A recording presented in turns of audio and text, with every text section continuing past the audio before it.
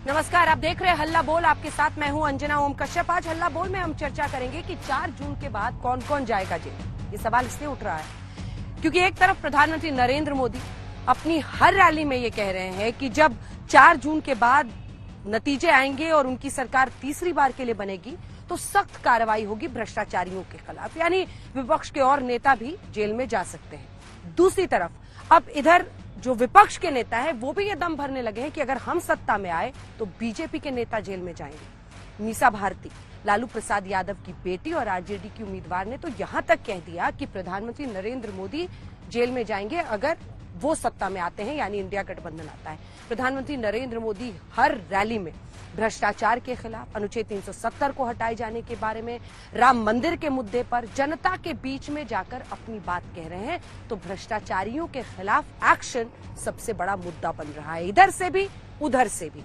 आज हल्ला बोल में इसी पर चर्चा करेंगे कि 4 जून के बाद कौन कौन जाएगा जेल। इससे पहले कि हम चर्चा की शुरुआत करें, हमारे साथ कई खास मेहमान जुड़ रहे हैं। गौरव भाटिया जी, राष्ट्रीय प्रवक्ता बीजेपी के हमारे साथ जुड़ रहे हैं। अनुमा आचार्य, कांग्रेस पार्टी का पक्ष रखेंगी। तमाम अन्य नेता, कुलदीप कुमार आम आदमी पार्टी से जुड़ेंगे। आरजेडी के नेता भी हमारे साथ होंगे। लेकिन उससे पहले ये रिपोर्ट। मोदी पर उनका गुस्सा 7वें आसमान पर है और इसलिए कुछ भी बोलते जा रहे हैं। और जब मैं कहता हूं, जब मोदी कह रहा है भ्रष्टाचार हटाओ, तो वो कह रहे हैं भ्रष्टाचारी बचाओ। बीजेपी भ्रष्टाचार वाले हथियार को हर रोज नई धार दे रही है और प्रधानमंत्री मोदी विरोधियों पर लगातार वार कर रहे हैं। जब कांग्रेस की सरकार थी तो गरीब का, नौजवान का पैसा बिचौलिए खा जाते थे। भाजपा सरकार लोगों के हक का पैसा सीधे उनके बैंक खाते में ट्रांसफर कर रहा है। कांग्रेस की सरकार होती तो ये सब कुछ लूट जाता। दूसरी ओर भ्रष्टाचार को लेकर विपक्ष की बौखलाहट बढ़ रही है और बात प्रधानमंत्री की गिरफ्तारी तक पहुंच रही है। इलेक्टोरल बॉन्ड पे कौन जवाब देगा? जब आते हैं वो हमारे परिवार पे आरोप लगाते हैं भ्रष्टाचार का। जानते हैं कितना बड़ा भ्रष्टाचार है। अगर देश की जनता ने कहीं हमें मौका दे दिया इंडिया गठबंधन को, प्रधानमंत्री से लेकर के जितने भी भाजपा नेता हैं जेल के अंदर बंद हो। पहले उन्होंने अपना और अपने परिवार का विचार करना चाहिए। इतने प्रकार के घोटालों में और करप्शन में ये लोग अटके हुए हैं और ये कोई हमने लगाए हुआ आरोप नहीं है, कोर्ट ने उनको सजा दी है। तो इसलिए इस प्रकार की बातें कहकर लोकतंत्र का मजाक उड़ाना, न्यायपालिका का मजाक उड़ाना वो छोड़ दें। भ्रष्टाचार के अलावा बीजेपी आतंकवाद और राम मंदिर को लेकर भी विपक्ष को घेर रही है। कांग्रेस ने प्रभु राम के अस्तित्व पर सवाल उठाए हैं। ये कांग्रेस ही है जिसने पहले राम मंदिर का विरोध किया। जितने अड़ंगे डाल सकते थे डाले, अदालत में भी रुकावटें करने की कोशिश की। जब भारत में कमजोर और अस्थिर सरकारें थी, तब भारत में आतंकवाद ने पैर पसारे। आज भारत में मोदी की मजबूत सरकार है, इसलिए आतंकवादियों को घर में घुसकर मारा जाता है। बीजेपी के पास दो तरह के मुद्दे, एक वो काम जो मोदी सरकार ने किए और दूसरे वो काम जो पहले की सरकारों ने नहीं किए। ये भाजपा की मजबूत सरकार ही है जिसने 7 दशक बाद जम्मू कश्मीर से आर्टिकल 370 खत्म करने का साहस किया।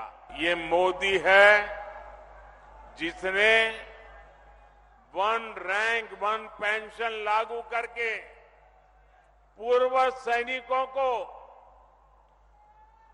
1 लाख करोड़ रुपए से ज्यादा उनके बैंक खाते में पहुंचा दिए हैं। कांग्रेस के समय में तो जवानों के पास बुलेट प्रूफ जैकेट तक की कमी थी। दूसरी ओर कांग्रेस बेरोजगारी, महंगाई, किसानों और गरीबों के मुद्दों को हथियार बनाकर पलटवार कर रही है। हिंदुस्तान की हालत समझनी है तो मैं बताता हूं आपको। हिंदुस्तान के सबसे अमीर 22 लोगों के पास उतना ही धन है जितना 70 करोड़ लोगों के पास है। एक तरफ 70 करोड़ लोग, उसमें पिछड़े वर्ग के लोग, दलित, आदिवासी, गरीब, जनरल कास्ट के लोग, और दूसरी तरफ 22 लोग। नरेंद्र मोदी सीधा कह देते हैं मैं किसानों को एमएसपी नहीं दूंगा, और फिर कहते हैं वो तो आतंकवादी हैं। वायदा किया था 2 करोड़ युवाओं को रोजगार दूंगा, 15 लाख रुपए दूंगा बैंक अकाउंट में, 15 लाख रुपए से ज्यादा आपके जेब से उठा के ले गए। अपने अपने दांव हैं और अपने अपने मुद्दे। देखने वाली बात होगी कि जनता किसकी बातों पर भरोसा करती है, किसे स्वीकार करती है और किसे इनकार। आज तक ब्यूरो। आइए चर्चा की शुरुआत करते हैं। गौरव भाटिया जी राष्ट्रीय प्रवक्ता बीजेपी के हमारे साथ जुड़ गए। हनुमा आचार्य जी कांग्रेस पार्टी की प्रवक्ता जुड़ गई हैं। कुलदीप कुमार प्रवक्ता आम आदमी पार्टी के लोकसभा के उम्मीदवार भी हैं। प्रोफेसर अनवर पाशा जो कि प्रवक्ता हैं आरजेडी के वो हमारे साथ जुड़ गए हैं। और इसी के साथ सत्य प्रकाश मिश्रा जो कि नेता है जेडीयू के, वो हमारे साथ इस वक्त लाइव जुड़ रहे हैं। गौरव भाटिया जी आपके साथ शुरुआत करना है। देखिए, आप कहते हैं हम भ्रष्टाचार के खिलाफ कार्रवाई कर रहे हैं, लेकिन विपक्ष के नेता तो ये मानने को तैयार नहीं है ना। वो ये कह रहे हैं कि साजिशन आप सिर्फ चुनाव के वक्त विपक्ष के नेताओं को टारगेट कर रहे हैं, जो आपकी पार्टी में शामिल हो जा रहे हैं वो दूध से नहा ले रहे हैं। ऐसे में अब ये दम भरने लगा है विपक्ष। आपने सुना आरजेडी के नेता मीसा भारती कह रहे हैं कि हम सत्ता में आए तो प्रधानमंत्री को जेल पहुंचाएंगे।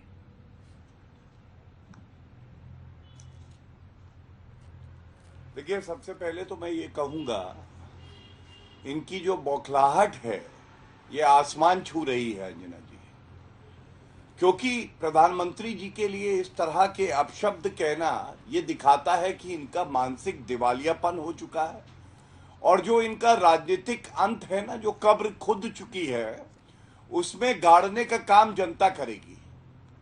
और मीसा भारती और लालू प्रसाद यादव और तेजस्वी यादव पे मैं कुछ तथ्य रखना चाहूंगा। आज प्रधानमंत्री जी को गाली कौन दे रहा है? प्रधानमंत्री जी को गाली वो दे रहा है जो लालू प्रसाद यादव 5 बार दोष सिद्ध है, न्यायालय से बेल पे बाहर है, हेल्थ ग्राउंड्स पे। मीसा भारती स्वयं एक्यूज्ड हैं, जो जमीन दो नौकरी लो का मामला है। इसी तरह से राबड़ी देवी भी एक्यूज्ड है नंबर 2, और तेजस्वी यादव भी एक्यूज्ड है। आप मुझे बताइए अंजना जी, क्या ये चुनाव का मुद्दा हो सकता है जो लालू प्रसाद यादव ने कहा था 3 मार्च 2024 को? कितनी औलाद है नरेंद्र मोदी जी की, उनका परिवार कहां है, उनको परिवार का दर्द नहीं पता है। तो मैं ये कहूंगा, नरेंद्र मोदी जी का परिवार तो 140 करोड़ भारतीय हैं, लेकिन आपके लिए पूरा देश आपका परिवार ही है, बाकी किसी की चिंता आपको है नहीं। दूसरा बयान लालू प्रसाद यादव का जो आपत्तिजनक है, आप याद करिए घमंडिया की बैठक हुई मुंबई में, और लालू प्रसाद यादव ने कहा मोदी जी की नरेती पर चढ़ गए हैं, पकड़े हुए हैं। आप मुझे बताइए, नरेती गला, नरेंद्र मोदी जी का गला पकड़ेंगे आप बौने हैं राजनीति में, भ्रष्टाचारी हैं, परिवारवादी हैं, तुष्टीकरण की राजनीति करते हैं। आपकी हैसियत है कि जिस प्रधानमंत्री को आदर्श मानती है जनता, जो व्यक्ति 10 साल प्रधानमंत्री रहा, 12 साल मुख्यमंत्री रहा, 22 साल उसके ऊपर कोई दाग नहीं लगा सकता, गंगा जल की तरह पवित्र है, उसकी आप नरेटी पकड़ेंगे। दूसरी बात, नरेंद्र मोदी जी वो शख्सियत है, पूरा देश सुन रहा है, मैं बताना चाहूंगा, इन्होंने हमेशा अपने आप को देश के लिए समर्पित किया। जब मुख्यमंत्री से प्रधानमंत्री बने अंजना जी, तो उनकी 21 लाख रुपए की अपनी जो है सेविंग थी, जो उन्होंने जोड़ा हुआ था। जो सरकारी कर्मचारी थे ना, उनको दे के आए कि अपनी बेटियों को पढ़ाना। चारा घोटाला नहीं करा कि जानवरों का चारा खा गए। मुझे दुख यह है कि आज चाहे कांग्रेस हो चाहे आरजेडी हो, ये लोग मुद्दे नहीं उठाते हैं, ये केवल रोने धोने का काम करते हैं, क्योंकि अंदर से ये जानते हैं ये चुनाव ये हार चुके हैं और भाजपा और एनडीए 400 प्लस आएगी। ठीक है अनवर पाशा जी, ठीक है अनवर पाशा जी, मैं आपके पास आ रही हूँ, इसके बाद अनुआ जी आपके पास आऊंगी, क्योंकि ये सीधा हमला प्रधानमंत्री पर कि हम उन्हें जेल पहुंचा देंगे आरजेडी ने किया, मीसा भारती ने किया है। किस आधार पर आप लोग ये बात कह रहे हैं? सवाल तो ये है कि आप एक ऐसी पार्टी के हैं जहां पर लालू प्रसाद यादव जी का कन्विक्शन तक हो चुका है भ्रष्टाचार के मामलों में। अब बीजेपी कह रही है कि आप लोग फ्रस्ट्रेशन में, परिवारवाद के तले ये सब कुछ बोल रहे हैं खुंदक में पीएम के खिलाफ। पाशा साहब। अंजना जी, श्रीमती मीसा भारती के इस बयान में गलत क्या है? ये किसी का अपमान है क्या? इसमें गलत क्या है? उन्होंने यही तो कहा है कि प्रधानमंत्री जी भी जेल जाएंगे, उनके ऊपर भी इंक्वायरी बैठेगी, भ्रष्टाचार में जो कुछ उन्होंने किया है 10 वर्षों में उसके चार्ज उन पे लगेंगे और वो जाएंगे जेल। इसमें गलत क्या कहा है? और इस बयान से भारतीय जनता पार्टी इतनी डरी हुई क्यों है, इतनी बौखलाई हुई और डरी सहमी हुई क्यों है? इससे लगता है कि दाल में काला जरूर है। 10 वर्षों में जो कुछ हुआ है वो जनता के सामने है। जिस तरह के मुद्दे आए हैं और जहां जहां सरकार लिप्त है भ्रष्टाचार में, आप सब छोड़िए, आप सिर्फ ले लीजिए इलेक्टोरल बॉन्ड को ले लीजिए, आप चुनावी बॉन्ड को ले लीजिए। उस चुनावी बॉन्ड को कहा जा रहा है कि ये दुनिया का सबसे बड़ा स्कैम है, सबसे बड़ा घोटाला है। और कौन कह रहा है? श्रीमती जो हमारी वित्त मंत्री हैं, उनके पति कह रहे हैं, जो बहुत बड़े अर्थशास्त्री हैं। उन्होंने ये कहा कि दुनिया का सबसे बड़ा घोटाला है। तो अगर ये घोटाला है तो इस पर जांच तो होगी, और जांच होगी तो जो भी कोर्ट का निर्णय आएगा, अगर जेल जाने के लायक वो होंगे तो जेल जाएंगे। कोई भी कानून से ऊपर नहीं है, चाहे प्रधानमंत्री हो या कोई भी हो, कानून सबके लिए एक है। तो इसमें भारतीय जनता पार्टी इतनी डरी हुई, इतनी सहमी हुई क्यों है, और इसको मुद्दा क्यों बना रही है? ये तो एक बहुत ही जनरल सा स्टेटमेंट दिया हुआ है। सत्यप्रकाश मिश्र जी, ठीक है, मैं लौट सत्यप्रकाश मिश्र जी, एक कमेंट जल्दी से आपसे, क्योंकि देखिए अब वो सीधा पीएम को लेकर कह रहे हैं। वो विपक्ष कह रहा है कि जिस तरह से विपक्ष के नेताओं को टारगेट किया जा रहा है, जो उनका आरोप है, वो कह रहे हैं कि हम सत्ता में आए तो हम जांच खोलेंगे, प्रधानमंत्री के खिलाफ खोलेंगे। ये उनकी सीधी सीधी बौखलाहट और तिलमिलाहट है। वो खुद एक जांच के दायरे में हैं और 5 साल बाद पहुंची हैं पाटलिपुत्र। वो चुनाव हारती है तो फिर दिल्ली रहती हैं, उसके 5 साल बाद जनता से मुखातिब होती हैं। ये जो धमकी उन्होंने दिया है कि उनकी सरकार बन गई तो वही वकील, वही जज, वही पुलिस सब बन जाएंगी, किसी को भी जेल भेज देंगी। ये सिम्टम है तानाशाह का, ये सिम्टम है धमकाने का, ये सिम्टम है गुंडागर्दी की राजनीति का, कि आप किसी को कुछ भी बता रहे हैं। नरेंद्र मोदी जी की सरकार पिछले 10 सालों में बेदाग और साफ रही है। रफाल पे पिछले चुनाव में सुप्रीम कोर्ट की चपत लगी।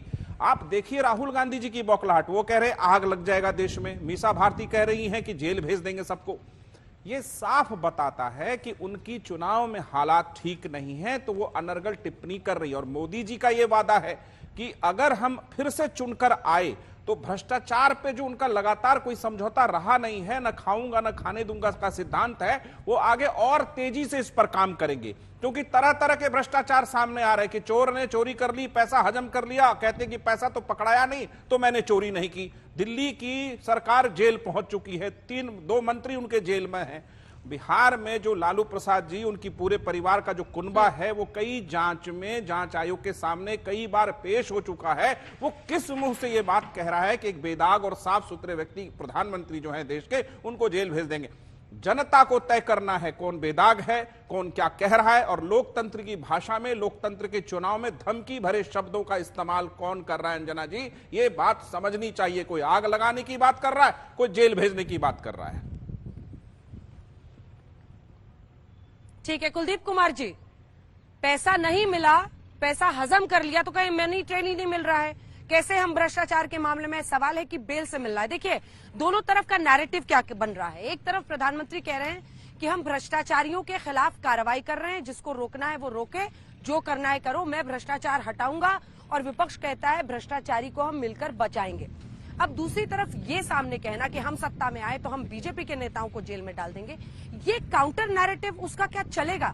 क्योंकि यहाँ पर तो हार्डकोर एक्शन होता हुआ दिख रहा है।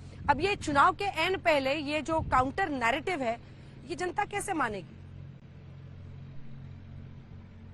अंजना जी, पहले तो आपने कहा कि पैसा नहीं मिला।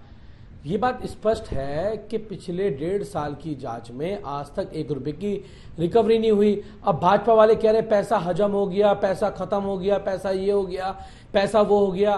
तो क्या अगर मैं आपकी इस बात को मान लूं तो क्या मैं उस बात को मान लूं कि आप ये कहना चाहते हैं कि अगर 4 व्यक्तियों ने कोई बात कह दी तो वो बात के सत्य हो जाएगी, और वो भी ऐसे व्यक्ति वो बात को कहें जिनकी कोई एविडेंस ही नहीं है, वो ऐसे लोग जिनसे भारतीय जनता पार्टी ने 60 को चंदा लेने का काम किया, उसके बेल देने का काम किया। आपको पता मैं शरद रेड्डी की बात कर रहा हूं। तो भारतीय जनता पार्टी आज बहुत बड़े क्वेश्चन मार्क उसके ऊपर लगे हुए हैं, उसको जवाब देना चाहिए कि भाई शरद जैसे रेड्डी जैसे लोगों के बयान पे आप एक चुने हुए मुख्यमंत्री को गिरफ्तार कर लेते हो, आप पे कोई मनी ट्रायल होता नहीं है, कोई एविडेंस होता नहीं है। अब आप कहने लगे जी पैसा नहीं मिला, पैसा गबन हो गया। तो पैसा कहां गबन हुआ, ये तो काम ईडी का ढूंढना है ना। ईडी का काम क्या है, सीबीआई का काम क्या है, देश की जांच एजेंसी का काम तो यही है कि पैसा कहां गबन हुआ, कहां गया, उसका एविडेंस क्या है, किसको दिया गया, उसका मनी ट्रेल कहां है, ये ढूंढना उनका काम है। वो नहीं ढूंढ पा रहे, नाकाम साबित हो रहे। लेकिन आज जहां मनी ट्रेल मिल गया इस देश के अंदर कि भारतीय जनता पार्टी के अकाउंट में 60 करोड़ का चंदा इलेक्ट्रॉनिक बॉन्ड के माध्यम से शरद रेड्डी ने दिया, उन जेपी नड्डा के ऊपर एफआईआर कब दर्ज करेगी? मेरा सवाल ये ईडी से भी है और गौरव भाटिया से भी है कि आप इस पे क्या जवाब देंगे। दूसरी बात आपने कहा प्रधानमंत्री जी भ्रष्टाचार पे वार कर रहे हैं, कैसा वार कर रहे हैं गौरव भाटिया जी? सीधा जवाब, इसका सीधा जवाब। ठीक है, जवाब लेते हैं, मुझे हनुमान जी के पास भी जाना है। गौरव जी इसका सीधा जवाब। गौरव जी इसका सीधा जवाब। देखिए इसका बहुत सीधा एक जवाब है। हाँ, आज आप किसी भी माँ से पूछिए, वो अपने बच्चे को कहती है तुम कुछ भी करना, लेकिन अरविंद केजरीवाल जैसे भ्रष्टाचारी मत बनना, मनीष सिसोदिया जैसे कट्टर बेईमान ना बनना, और संजय सिंह जैसे पापी ना बनना। आज तो ये कहा जाएगा, अभी देखिए आपके प्रवक्ता ने कहा कि ये लोग आरोप लगा रहे हैं। नहीं अंजना जी, आपको मालूम है अरविंद केजरीवाल को 6 झटके लग चुके हैं, 6 झटके, 3 बार उच्च न्यायालय से दिल्ली के और 3 बार ईडी कोर्ट से। क्या ये सत्य नहीं है? दिल्ली हाईकोर्ट ने अभी 2 दिन पहले क्या कहा? उन्होंने कहा अरविंद केजरीवाल की गिरफ्तारी पूरी तरह से लीगल है, वो संवैधानिक है। दूसरी बात उन्होंने कहा, जो प्रथम दृष्टया हमारे सामने प्रमाण आए हैं उससे ये साबित होता है कि अरविंद केजरीवाल की एक अहम भूमिका रही है शराब नीति घोटाले में। तीसरी बात जो कही है, अरविंद केजरीवाल स्वयं जिम्मेदार हैं क्योंकि उन्होंने 9 सम्मन जो आए थे ईडी से उसका पालन नहीं करा। और सबसे बड़ी बात है, ये दिल्ली उच्च न्यायालय ने कहा है, मैंने नहीं, वो कह रही है कानून सबके लिए एक जैसा होगा, चाहे मुख्यमंत्री हो चाहे आम आदमी हो।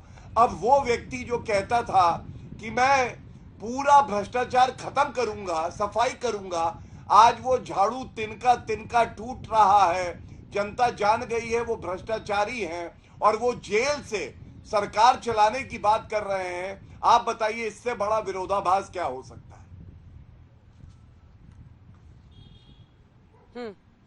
चलिए जल्दी से इसका कुलदीप जी एक जवाब आप दीजिएगा, लेकिन उससे पहले मैं हनुमा जी के पास अब जाना चाहती हूँ। देखिए हनुमा जी, 2019 का भी चुनाव देश में लोगों को याद है। राफेल का मुद्दा आप लोगों ने बहुत बढ़ चढ़ कर उठाया था, एक ऐसा नारा दिया जिसमें चौकीदार कह के प्रधानमंत्री को आप लोगों ने सीधा टारगेट किया अपशब्द के जरिए, लेकिन वो आरोप प्रधानमंत्री पर नहीं टिके। जनता ने उन पर विश्वास किया, ना कि आप लोगों के आरोपों पर। क्या आपको लगता है कि इस तरह की बात कहना मतलब चुनाव संगत? मैं इसको इसलिए कह रही हूं क्योंकि जनता के बीच में जाकर जनता का विश्वास जीतने के लिए तो पूरी ये प्रक्रिया है ना। क्या आपको लगता है कि जनता इस पर विश्वास करेगी कि सत्ता में आएंगे और पीएम को, बीजेपी के नेताओं को जेल में डालेंगे? इस नैरेटिव को जनता समझेगी, वो भी ऐसे नेताओं पर जिनकी पार्टी के नेता भ्रष्टाचार के आरोप में कन्विक्शन झेल चुके हैं? अंजना जी, मैंने बहुत धैर्य से अपनी बारी का इंतजार किया और मुझे बोलने दीजिएगा जब मैं अपनी बात रखूंगी। तो मैं ये कहना चाहती हूँ कि सीधा पीएम, ये क्या सवाल हुआ? सीधा पीएम क्यों नहीं? पीएम ने कोई ऐसा कवच पहन रखा है कि वो भ्रष्टाचार करेंगे तो उनको छोड़ दिया जाएगा? हमारे देश के संविधान में तो नहीं लिखा है ऐसा। और जहां तक राफेल का सवाल है, परचेज ऑफिसर हूं, मैं जानती हूं, और मैं खुद लॉजिस्टिक्स ऑफिसर हूं, हमारी ही टीम ने उसकी टेंडरिंग की थी, तो मैं जानती हूं कि प्रधानमंत्री ने उसमें क्या भ्रष्टाचार किए हैं, अच्छी तरह जानती हूं। फाइल दोबारा जरूर खुलेगी। और मैं ये भी कहती हूं कि आपका यह कहना कि प्रधानमंत्री के ऊपर सीधे आरोप लगा दिया, तो प्रधानमंत्री के ऐसे कौन से काम हैं जो उन्हें बताते हैं? अभी अपने आपके सामने आपने रिपोर्ट दिखाई, उसमें बोला हमने ओआरओपी दिया। अरे भाई, मैं खुद 25 साल की नौकरी किए हुआ, ओआरओपी तो आज तक नहीं मिला है। तो ये झूठ बोल गए सामने सामने। कांग्रेस शब्द बोल बोल के उनका कोई काम, अपनी लाइन लंबी नहीं कर सकते प्रधानमंत्री जी। जब बात करेंगे कांग्रेस को कोसेंगे। और आजकल तो मोदी बोलने का बुखार हो गया उनको। 20,000 से ज्यादा बार मोदी बोल चुके हैं पिछले 2 सालों में। कांग्रेस बोल चुके हैं कई सैकड़ों बार।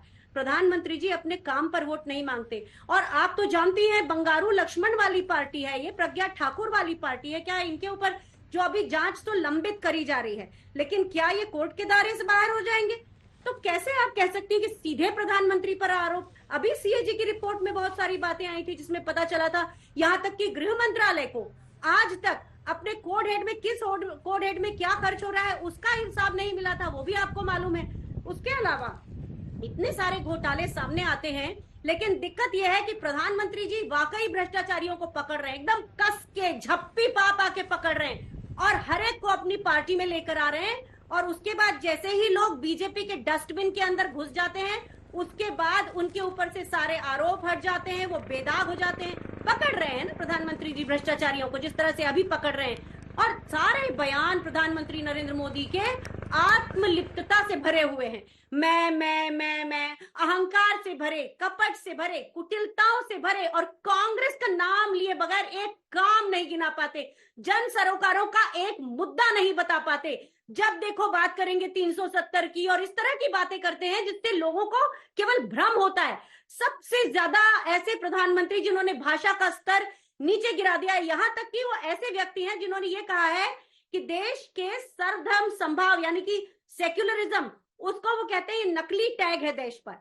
तो प्रधानमंत्री जी की अपनी भाषा में कहीं कोई रोक टोक नहीं है, ये आप देख लीजिए। और आपको ये भी देखना होगा कि प्रधानमंत्री जी की पार्टी के जितने भी भ्रष्ट लोग हैं या ऐसे लोग हैं जो जिनके ऊपर आरोप लगे हैं, उनको हमेशा संरक्षण दिया जाता है। भारत में ये पहली बार हो रहा है और 10 सालों में ये पहली बार हो रहा है। एक चीज और मैं बोल दूं कि कांग्रेस के नेता कभी कुछ बोल भी जाते हैं तो उस पर माफी मांग लेते हैं, लेकिन प्रधानमंत्री जी ने जैसी कुत्सित भाषा का प्रयोग किया है महिलाओं के लिए, 50 लाख की गर्लफ्रेंड, जर्सी गाय और इस तरह की जो भाषाओं का प्रयोग किया है, वो देश के इतिहास में हमेशा काले पन्नों पर दर्ज होगा और कहीं दर्ज नहीं हो सकता।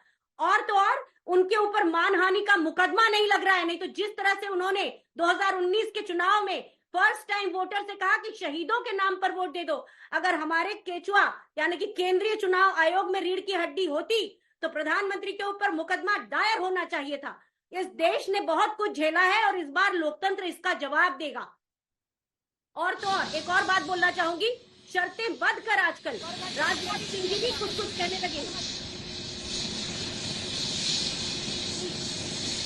और जो है हम लोग सुनते रहेंगे। उत्तर ले लें प्लीज।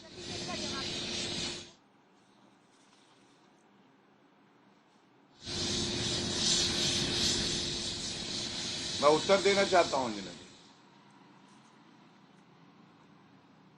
समय का सदुपयोग करता हूं, मैं उत्तर दे देता हूं। मुझे लगता है अंजना जी का कनेक्शन कट गया है क्योंकि वो रिमोट लोकेशन से थी। तो सबसे पहले तो मैं अगर आप सुन पा रहे हैं, मैं ये कह रही हूँ कि वो कह रही है कि कोई भी कानून से ऊपर नहीं है। जवाब दीजिए। हाँ बिल्कुल अंजना जी, सबसे पहले तो देखिए, भ्रष्टाचार की जननी कांग्रेस पार्टी, भ्रष्टाचार कांग्रेस पार्टी का जुड़वा भाई है। और ऐसा क्यों कहते हैं आप? कोई घोटाला निकालिए, आजादी के बाद सारे घोटाले की शुरुआत ही कांग्रेस पार्टी की सरकार में हुई, जीप घोटाले से लेके अभी नेशनल हेराल्ड केस तक। और ये पार्टी कांग्रेस क्या है समझिए इसे। गांधी परिवार ही कांग्रेस पार्टी है और गांधी परिवार के 3 सदस्य भ्रष्टाचार के आरोप पर बेल पे बाहर हैं। सोनिया गांधी, राहुल गांधी और रॉबर्ट वाड्रा पे भी भ्रष्टाचार के आरोप है। सोनिया गांधी और राहुल गांधी सर्वोच्च न्यायालय गए, इन्होंने कहा मामले को निरस्त करो, हुए नहीं। पी चिदम्बरम, इनके ऊपर भी भ्रष्टाचार का आरोप है, कार्ति चिदम्बरम भ्रष्टाचार का आरोप है, और ये लोग आके यहाँ पे बात करते हैं जिन्होंने जनता को हमेशा लूटा है, उनकी गाड़ी कमाई से अपने महल को चमकाया है, कम से कम आपको शोभा नहीं देता है। दूसरी बात ये करते हैं, सर्वोच्च न्यायालय का आप क्या सम्मान करेंगे? यहां कांग्रेस की प्रवक्ता बैठ के सर्वोच्च न्यायालय के जो आदेश है उसकी अवमानना कर रही है। राफेल का मुद्दा सर्वोच्च न्यायालय तक लेके गए, राहुल गांधी ने झूठ बोला और झूठ बोलने के बाद सर्वोच्च न्यायालय में माफी मांगी। सर्वोच्च न्यायालय ने कहा राफेल की ये जो डील है ये देश हित में है और ये सही किया है सरकार ने, और सीबीआई जांच इसलिए बीच में ना बोले। मैडम को चुप कराइए करके मैं आ रही हूँ। बड़बोली मैडम, ठीक है, बड़बोली मैडम पूरा कर लेने दीजिए, पूरा कर लूंगी। अनुमा जी बोला था, उनको पूरा करने दीजिए, मैं आपको मौका दूंगी। पूरा बोल लीजिए गौरव जी, मैं आ रही हूँ। धन्यवाद। तो राफेल के मुद्दे पे आपको मालूम है जनता ने क्या कहा? 42 स्क्वाड्रन थे, 33 स्क्वाड्रन पे आ गए। 9 साल तक ये लोग केवल अपनी कमीशन खाने के चक्कर में राफेल नहीं ला पाए। आज राफेल भारत की वायुसेना का हिस्सा है। जब राफेल उड़ता है तो चीन की सेना भी डर जाती है। क्या ये सही नहीं है? अपाचे, चिनूक और राफेल नरेंद्र मोदी जी लाए। अरे आप तो जवानों को बुलेट प्रूफ जैकेट नहीं दे पाए। सोनिया गांधी और राहुल गांधी के लिए वीवीआईपी चॉपर खरीद रहे थे। आज नरेंद्र मोदी जी ने ये बात उठाई है कि हम लोग 2.5 लाख बुलेट प्रूफ जैकेट लाए हैं अपने जवानों के लिए, जो कांग्रेस पार्टी दलाली करके नहीं ला पाई। महिला सम्मान की बात कर रहे हैं। इनकी साथी प्रवक्ता है, गाली वाली एक प्रवक्ता आती है, उन्होंने कंगना रनौत के लिए क्या कहा? उन्होंने कहा मंडी में क्या भाव लगा है। ये इनका चरित्र है। राहुल गांधी कहते हैं लड़के मंदिर में लड़कियां छेड़ने जाते हैं, ये महिला सम्मान है। महिला आरक्षण कौन लाया? संविधान का संशोधन करके नरेंद्र मोदी जी लाए। सबसे ज्यादा महिला मंत्री नरेंद्र मोदी जी के मंत्रिमंडल में है। आपसे अगर बन पाए तो केवल एक बात का उत्तर दीजिएगा, जब सुप्रिया श्रीनेत ने ये बात कही कंगना रनौत के लिए, किस सीनियर लीडर का एक बयान आया हो कि उन्होंने गलत कहा है, बल्कि बहानेबाजी करी? और अंजना जी, महिला आरक्षण बिल आप बताइए क्या दशकों से लंबित नहीं रहा? एक हाउस से इन्होंने पास कराया और उसके बाद सुध नहीं ली, और जो सपना इन्होंने कभी दिखाया था उस सपने को भी पूरा कर दिया और असलियत बना दिया। उस शख्सियत का नाम नरेंद्र मोदी जी है। और इसीलिए ठीक है, जवाब सुनिए। आपके दर्शकों को बहुत से भ्रम में डाला। अपाचे और चिनूक का सप्लाई, अपाचे और चिनूक के सप्लाई ऑर्डर पहले ही दिए जा चुके थे, केवल सप्लाई अभी हुई है। 24 महीने का समय होता है मिनिमम। तो ये जो कह रहे हैं कि अपाचे और चिनूक नरेंद्र मोदी जी लाए, ये झूठ है। और राफेल का भी टेंडरिंग हमने की थी, उसके बाद कोई टेंडरिंग नहीं हुई थी। और अगर जब ये केस खुलेगा तो पूरा भारतीय वायुसेना के लोग जानते हैं कि उसमें कैसे परफॉर्मेंस गारंटी नहीं है, कैसे उसमें और भी चीजें, जैसे अनिल अंबानी की कंपनी का आना, मैं खुद रजिस्ट्रेशन की प्रोसेस देखती थी और मेरे रहने तक 2017 तक उनकी कंपनी उसमें लिस्टेड ही नहीं थी। तो ये सारी चीजें लोगों के सामने आएंगी। और एक और बात मैं कहना चाहती हूँ कि जिस नारी सम्मान बिल की ये बात कर रहे हैं, क्या वो लागू हुआ है? जिस तरह से भारतीय जनता पार्टी लोगों को धोखा देती है, और साथ साथ अभी जिस तरह के बयान आ रहे हैं, राजनाथ सिंह बयान दे रहे हैं कांग्रेस को जंग लगा लोहा दे कह रहे हैं, स्मृति ईरानी झूठ कह रही हैं कि वायनाड में राहुल गांधी जी ने पीएफआई।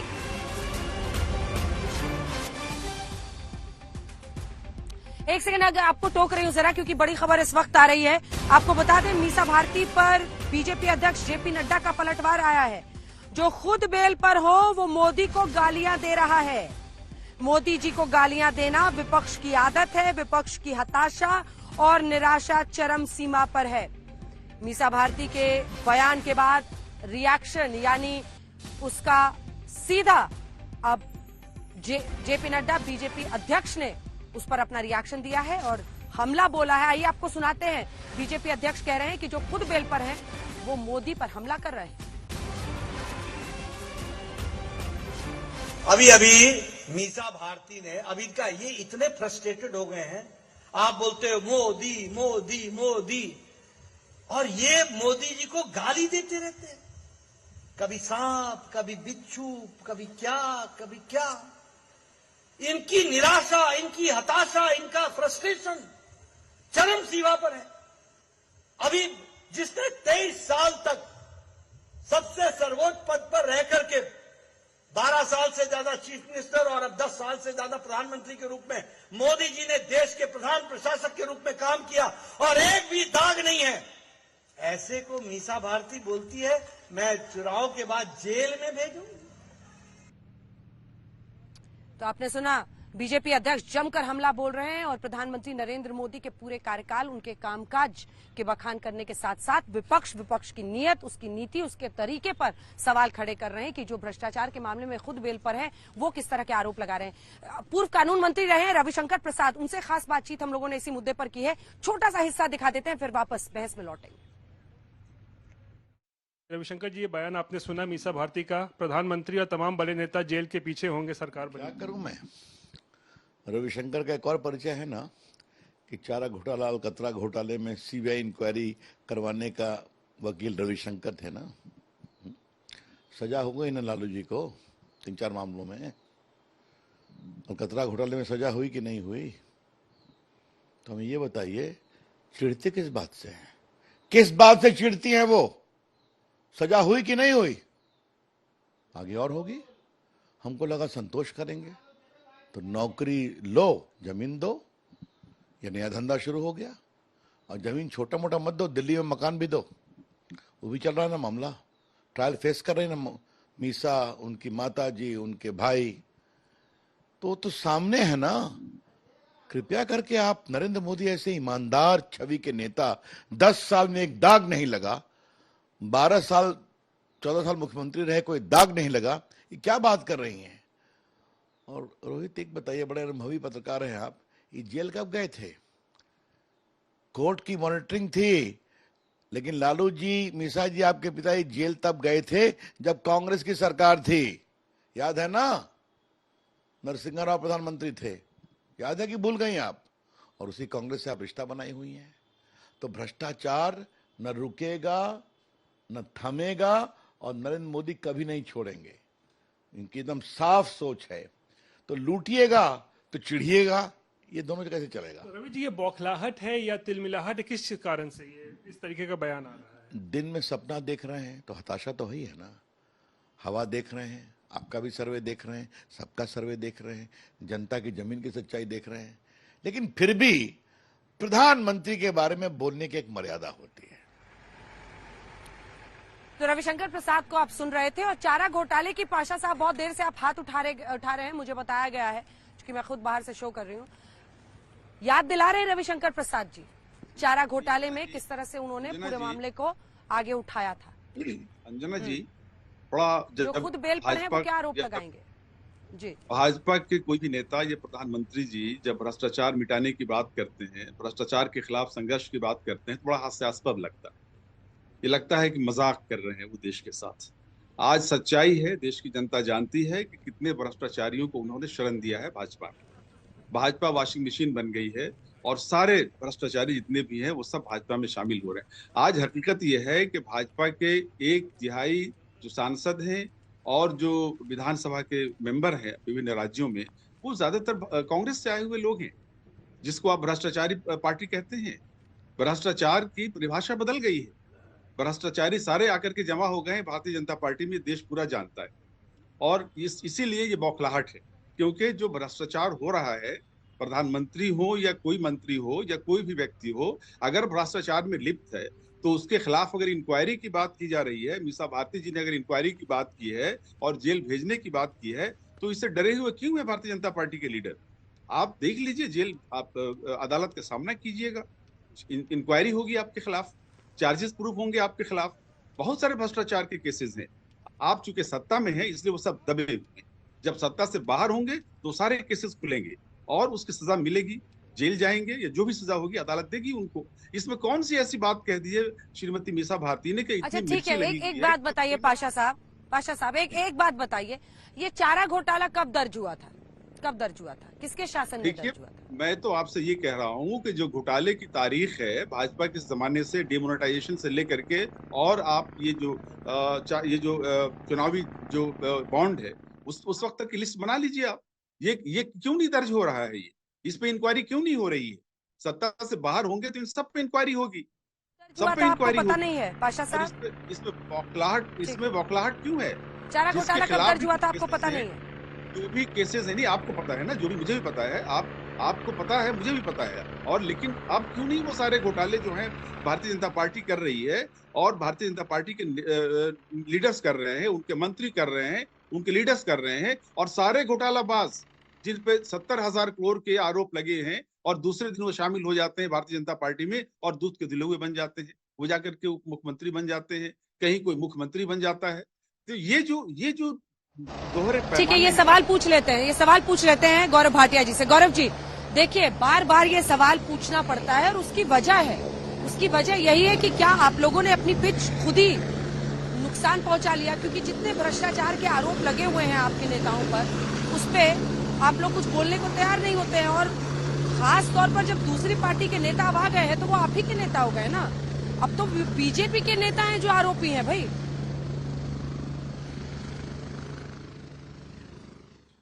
अंजना जी, एक बात बिल्कुल स्पष्टता से कह दूं, आपके कॉन्क्लेव में ये बात गृह मंत्री अमित शाह जी ने भी कही थी, कोई ऐसा व्यक्ति नहीं है कि भाजपा में आया हो और उसका केस बंद हो, पहली बात। दूसरी बात, 303 सीटें जो दी थी नरेंद्र मोदी जी को जनता ने, वो इसलिए नहीं दी थी कि वो कांग्रेस पार्टी की तरह पॉलिसी पैरालिसिस वाली सरकार होगी। एक्शन लिया जाएगा, और सच्चाई क्या है आप जान लीजिए।